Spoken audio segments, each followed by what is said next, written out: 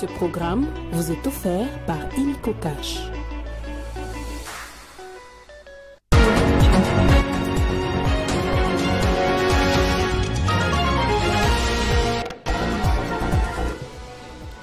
À la une de l'actualité, ouverture ce lundi du procès de celui qu'on appelle affectueusement les défenseurs du génocide congolais. Charles Onana, politologue et écrivain camerounais connu pour ses travaux critiques sur la politique du régime rwandais. Le tribunal correctionnel de Paris sera le théâtre d'un procès très attendu.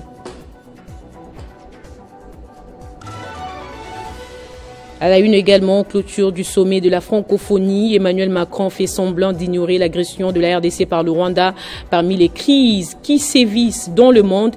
Et Félix Tshisekedi claque les portes.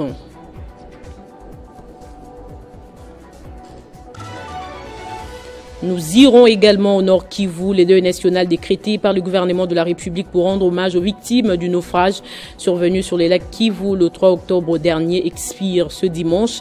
Une délégation gouvernementale s'y est rendue sur place pour compatir avec les familles des victimes. Bonsoir à tous et bienvenue si vous nous rejoignez sur Télé 50. On ouvre avec cette nouvelle, c'est ce lundi 7 octobre 2024 que s'ouvre à Paris le procès de l'auteur et l'affectueux défenseur du génocide congolais, Charles Onana, et des éditions du Toucan devant la 17e chambre correctionnelle du tribunal judiciaire de Paris.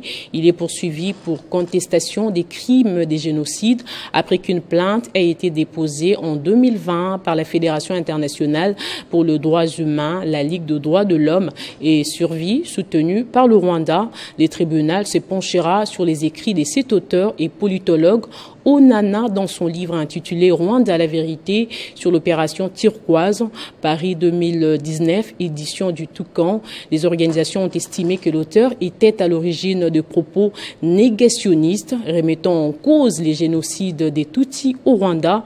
Nous y reviendrons avec force détails dans nos prochaines éditions. L'actualité, c'est aussi le sommet de l'Organisation internationale de la francophonie qui s'est clôturé samedi à Paris.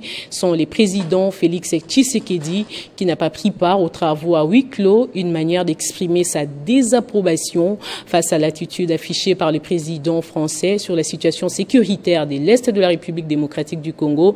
Dans une résolution, les dirigeants de l'OIF ont tout de même condamné fermement les violations du droit national, de l'intégrité territoriale et de la souveraineté de la RDC par le Rwanda. Dans sa résolution finale adoptée à l'issue de ce sommet, l'Organisation internationale de la francophonie a condamné avec fermeté les violations du droit international, de l'intégrité territoriale et de la souveraineté de la République démocratique du Congo perpétrées par des groupes armés dans l'est du pays. Les chefs d'État et de gouvernement de l'OIF ont aussi dénoncé les violations contre les populations civiles, les institutions nationales et les missions internationales présentes dans le pays, telles que la MONUSCO et la SAMIC DRC, tout en appelant au respect du droit international humanitaire. Le sommet a également condamné toutes les interventions militaires étrangères non autorisées sur le territoire congolais, exigeant le retrait immédiat de ces forces, une référence implicite au Rwanda. Ayant pris part à l'ouverture de la cérémonie, le chef de l'État congolais Félix Antoine Tshisekedi n'a pas pris part au huis clos prévu à Paris avec le président français Emmanuel Macron pour marquer la fin du sommet. Selon plusieurs experts en relations internationales, cette absence du président congolais est une manière de désapprouver l'attitude affichée par le président français Emmanuel Macron lors de la cérémonie d'ouverture. Ce dernier n'avait pas fait mention dans son discours de l'agression dont la RDC est victime de la part du Rwanda. La 45e session du sommet de l'OIF a connu l'adhésion de l'Angola. L'organisation compte à présent 93 États et gouvernements membres. À ces sujets, justement, nous sommes en ligne avec Jean-Marie Kassamba, notre éditorialiste depuis Lubumbashi. Bonsoir. Comment expliquez-vous l'attitude du président français? C'est vrai qu'il s'est rattrapé hier, mais est-ce que tout ceci devrait nous amener à réévaluer notre appartenance à l'OIF? La République démocratique du Congo est le premier pays francophone dans cette grande communauté de la francophonie. Aussi longtemps que nous ne manifestons pas notre mécontentement quant au traitement déséquilibré de notre position, rien d'important ne se fera en faveur de la RDC. Il aurait fallu préparer ces sommets pour préparer ce qui devait être dit à l'ouverture et les résolutions à l'issue de ces sommets.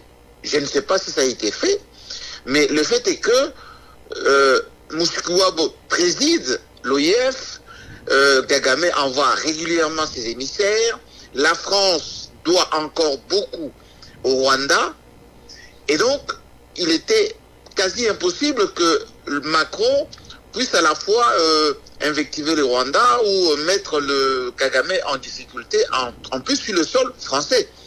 Il faut vous rappeler qu'il y a quelque temps, on a même fait un procès contre Charles Onana qui a montré toute la complicité de la France, y compris l'implication du Rwanda dans ce qui se passe à l'est de la République. Et donc, la réaction de Macron à l'ouverture n'est que la réalité de ce qui se passe entre la France, le Rwanda et la RDC. Ensuite, nous avons protesté, oui c'est bien, mais c'était un peu tard, parce que c'était déjà consommé. La France a voulu rétropédaler tout simplement pour essayer de rattraper les coups, mais même en rattrapant les coups, rien n'a pas été fait d'une manière considérable pour mettre la RDC dans ses droits. Et donc, aujourd'hui, il faut que la République démocratique du Congo se fasse respecter. Pourquoi nous continuons à être au sein de la francophonie lorsqu'on n'est pas respecté comme tel? Il y a beaucoup de pays qui manifestent leur mécontentement et après, ils sont respectés. Et le Rwanda lui-même, à un moment donné, a même claqué la porte, avait adopté même l'anglais comme langue et aujourd'hui, on lui a tout donné. Et donc, la diplomatie, c'est le rapport de force, aussi longtemps qu'on ne se montre pas, on va dire, intransigeant, pour ne pas dire on ne met pas dans la balance notre poids, ben ça va continuer comme ça. Merci beaucoup, Monsieur Jean-Marie Kassamba, pour toutes ces précisions. Dans l'actualité également, naufrage sur les lacs Kivu le 3 octobre dernier. Le vice-premier ministre et ministre de l'Intérieur congolais séjourne depuis ce dimanche à Goma au nord Kivu. C'est pour compatir avec les familles des victimes de ces drames et renforcer l'équipe déjà déployée sur place par les présidents de la République Félix-Antoine Tshisekedi Tshilombo, dont la ministre des Affaires sociales Aziza Mounana, les deux gouverneurs du nord et sud Kivu et quelques experts des ministères de l'Intérieur et des Transports, selon Jacquemaine Chabani. L'objectif de cette mission est de chercher les moyens pour retrouver les personnes disparues dans ces drames et organiser un deuil national selon leurs coutumes. Aussitôt arrivés, les patrons de l'Intérieur s'est dirigé vers les lieux du drame à Kituku pour faire un constat général. Pachiko Kavundam. C'est dans le cadre de compatir avec les victimes du récent naufrage sur le lac Kivu à Goma que le vice-premier ministre et ministre de l'Intérieur est arrivé au chef-lieu du Nord Kivu. Aussitôt arrivé, Jacquemain Chabani, accompagné de la ministre des Affaires sociales Aziza Mounana, du gouverneur du Sud Kivu Jean-Jacques Pouroussi, du vice-gouverneur du Nord Kivu Romi Ekukalipo et les experts des différents ministères dans ce domaine s'est dirigé au port de Kituku où un bateau a fait naufrage le 3 octobre dernier. Sur place, il a eu les explications techniques sur ce qui s'était réellement passé et où on en est sur les recherches des personnes disparues. Le président de la RDC, Félix-Antoine Tshisekedi, a dépêché une forte délégation ici à Goma pour compatir avec vous. Nous sommes contents de recevoir notre chef, le vice-premier ministre et ministre de l'Intérieur. À Kituku, Jacquemain Chabani s'est adressé aux familles des victimes présentes au lieu du drame. L'objectif ya kwanza ni kutafuta moyen ya kuretrouver bandugu yetu. Le premier objectif est de faire tout afin de retrouver nos frères disparus et qui se trouvaient dans ces bateaux qui a fait naufrage, pour qu'on puisse organiser un deuil et les enterrer selon leurs coutumes. C'est ça l'objectif. Juste après, le patron de l'Intérieur et Sécurité a tenu à Goma une réunion avec les comités provinciaux de sécurité du Nord et Sud Kivu pour discuter de ce drame qui a endeuillé ces deux provinces et tirer toutes les conséquences et partager les responsabilités. Également sur place, le ministre des Affaires sociales, Action humanitaire et solidarité nationale, Aziza Mounana, annonce quelques mesures importantes concernant l'enterrement des victimes et la prise en charge des familles éplorées. Plus de détails dans ce reportage de Jean-David Kilolo. Après la réunion d'évaluation présidée par la ministre des Affaires sociales, Action humanitaire et solidarité nationale, à laquelle ont pris part les deux gouverneurs des provinces du Nord et Sud Kivu, l'ambassadeur de l'Union africaine et l'ambassadeur humanitaire aux affaires sociales, Étienne Tshisekedi Tshilombo, une réunion stratégique pour dégager des grandes décisions après les naufrages sur les lacs Kivu. Voulant s'enquérir de la situation, Aziza Mounana Nathalie est descendue personnellement au port Kituku afin d'échanger avec les familles victimes du naufrage. La ministre les a rassurés d'abord de la prise en charge psychologique, ensuite psychosociale et enfin sociale. Gouvernement yote ya baba yetu Félix Antoine Tshisekedi Tshilombo iko na machozi pamoja na mweye. Vous avez un président, un gouvernement responsable. Nous avons un président de la République sociale, humanitaire, compatissant et accessible. Munaona malgré que mumukina kigeni.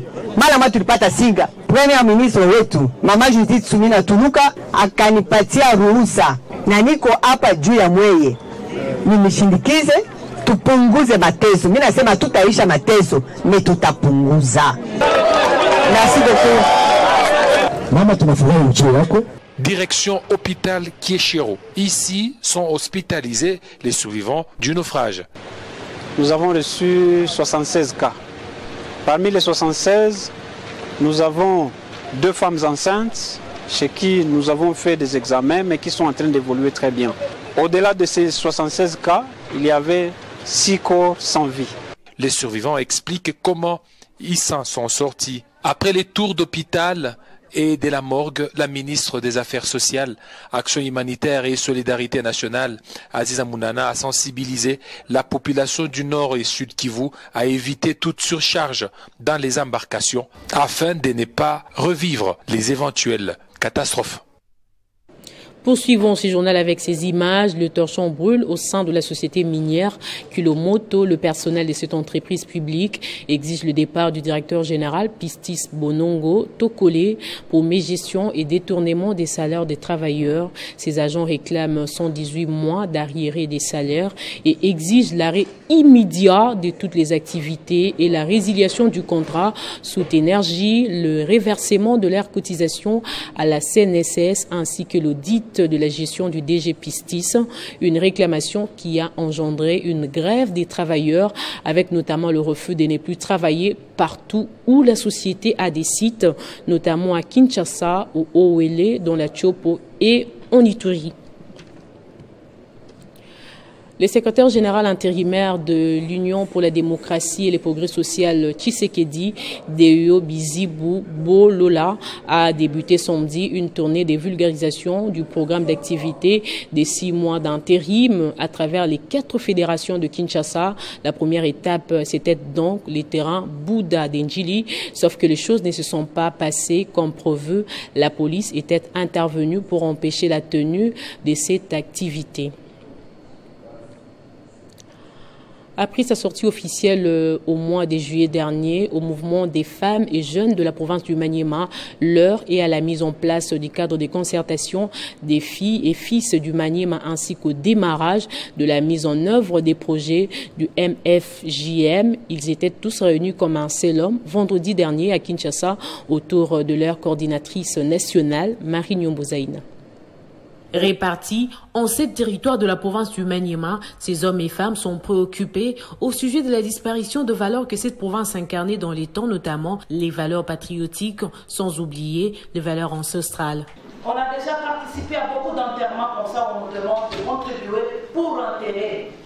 Au lieu d'enterrer, autant prévenir. Ces femmes et hommes, réunis au sein de la structure Mouvement de femmes et jeunes de la province du Maniema, se veulent engagés dans la lutte contre la pauvreté, la faim, les inégalités, la discrimination, ainsi favoriser les décollages de la province, mieux les développements de communautés locales. Le mouvement MFJM a été créé sur base de besoins qui se sont fait sentir pour le développement de la province du Maniema.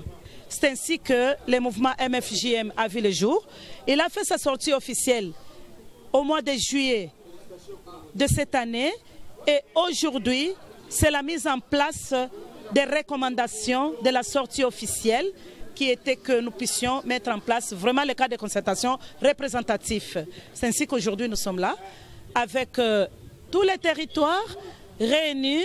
Vous avez vu l'ambiance dans la salle. Ce n'est pas nous qui avions désigné les gens, mais les gens se sont désignés eux-mêmes par territoire. Et voilà ce qui nous a poussé à mettre en place le MFJM. Justement, nous venons de lancer des projets aussi. Pour y arriver, quelques projets du MFJM vont bientôt démarrer avec l'aide de tous. Le directeur général du Fonds forestier national, Honoré Mulumba Kalala, est plus qu'engagé à matérialiser la vision du chef de l'État, Félix Tshisekedi, à travers le projet 1 milliard d'arbres à travers tous les pays. C'est dans ces cadres que le numéro 1 du FFN séjourne à Bunia, dans la province de l'Ituri. On veut d'évaluer les projets exécutés entre 2021 et 2022, dit Kens Kaboya, pour plus de précisions.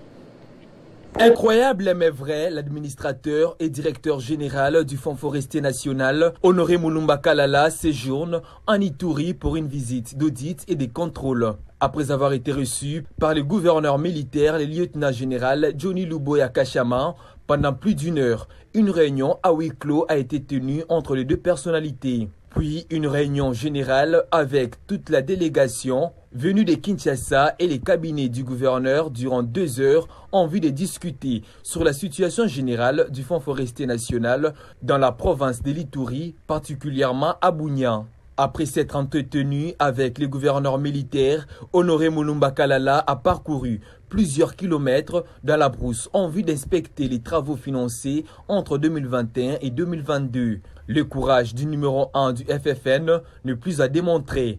En collaboration avec le gouverneur militaire, le directeur général Honoré Mulumba Kalala a décidé d'amorcer les travaux de construction d'un parc à bois en vue de réguler, contrôler tous les commerces forestiers qui passent de la RDC vers l'Ouganda. Nous avons été envoyés pour rencontrer le gouverneur militaire, je l'ai dit, pour voir comment le fonds forestier travaillait ensemble dans le cadre de la forestation et du reboisement.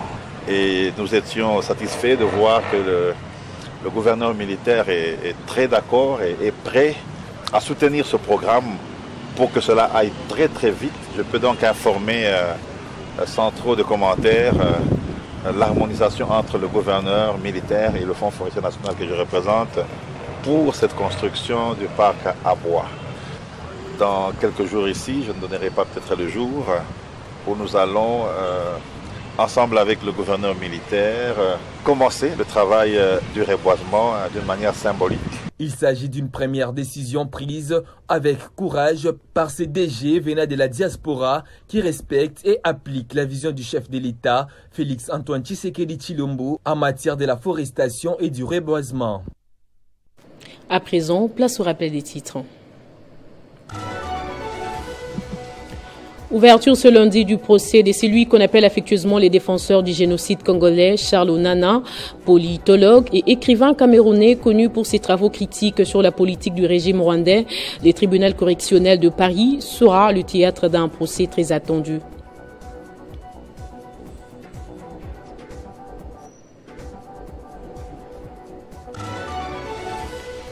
Clôture du sommet de la francophonie, Emmanuel Macron fait semblant d'ignorer l'agression de la RDC par le Rwanda parmi les crises qui sévissent dans le monde et Félix Tshisekedi claque la porte.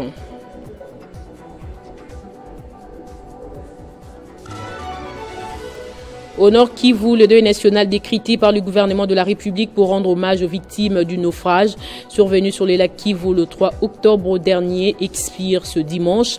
Une délégation gouvernementale s'y est rendue sur place pour compatir avec les familles de victimes.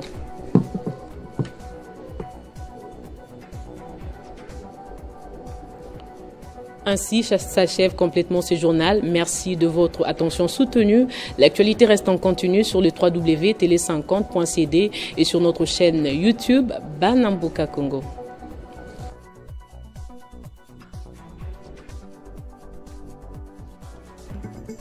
Retrouvez toute l'actualité en continu sur www.tele50.cd. Ce programme vous a été offert par Illico Cash.